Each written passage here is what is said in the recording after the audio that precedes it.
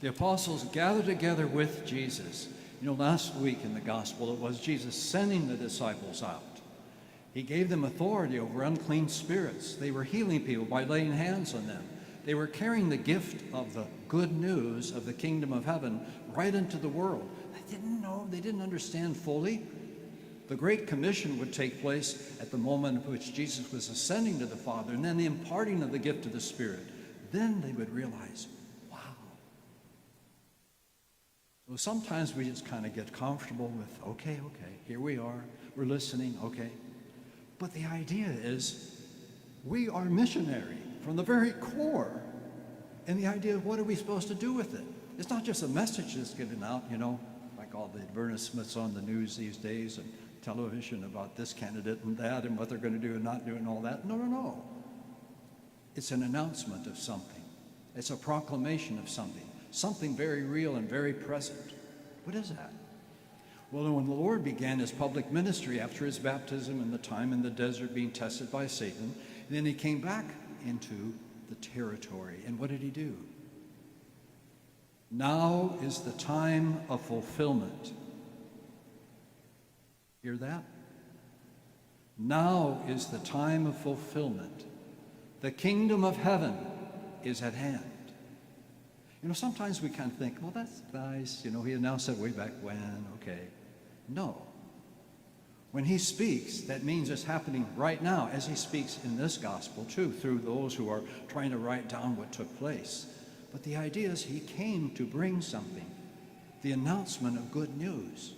Now, in the midst of all the tensions that we're going through politically in our country, and you know, we can see and hear about it in the world, the Lord has good news for us. It is honestly an announcement of the kingdom. It's different than the way the world runs things. Different than people assuming power and authority and fighting each other and mistreating each other. No, that's not the kingdom of heaven. Who is supposed to establish that kingdom? You and me. We are to bring that into the world. We have a responsibility. We have a mission that Christ has given us. Healing, restoring, forgiving, all of those kind of things we see Jesus doing. He wanted his disciples to live that too. Now, Mark arranges his gospel in such a way that this is the introduction to the great miracle of the multiplication of the loaves and the fish. Most of us are familiar with that. But if you stop to think about it, they'd crossed the lake. They'd encountered the evil spirit that was filling this man. He was the demoniac, screaming and yelling.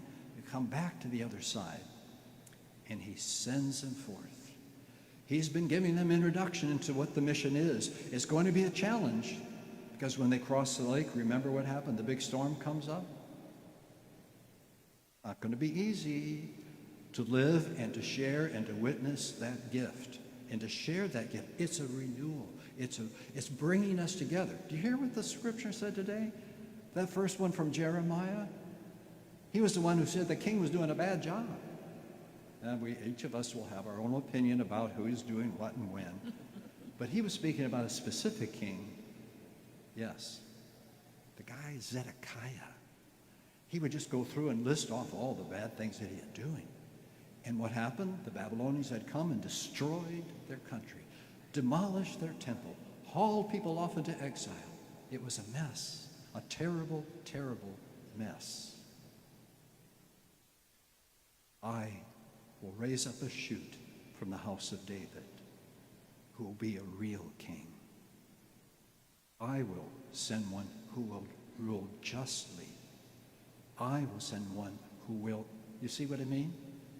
Jeremiah was seeing that back, 5 and 6 centuries before Christ. The need was there. Our humanity, we tend to get ourselves into these situations, and the Lord is trying to rescue us out of it and trying to bring healing to us and giving us wisdom and insight. Will we listen? Now let's look for just a moment at this gospel. You're probably saying, that's enough, Father. Here we go. It says that, come away by yourselves. Okay, so they get in the boat and they go, and there all the people are waiting on the shore for him, and they arrive. And so it says, when he disembarked and saw the vast crowd. Now they weren't all ritually pure Jewish people there. There were all sorts of folks that were there, thousands of them. He saw the vast crowd. His heart was moved with pity for them. I think that's kind of a weak word in our English language because in Hebrew, it touches in so many different directions, but the word compassion is a little closer for us. Your gut, in the depths of his heart and soul, he was moved to see these people, and they were torn apart. They were look at them. They were searching. They were seeking. They wanted. He saw that. He looked up and he saw that. That means that he is here now looking at us, me and you, sitting in our pews or standing here in the ambo. The fact is, he sees, he knows, and he wants to restore and heal and forgive and make new and unite.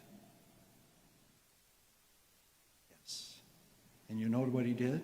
Not right away feeding them. It wasn't for hunger that he was responding. He said, for they were like sheep without a shepherd. And he began to teach them. He began to teach them many things. Lord, what do you have in store for us? What do we need right now? We find ourselves fighting with each other and misunderstanding, and all kinds of things are going on. Please, Lord, lead us and guide us and teach us in the way of truth.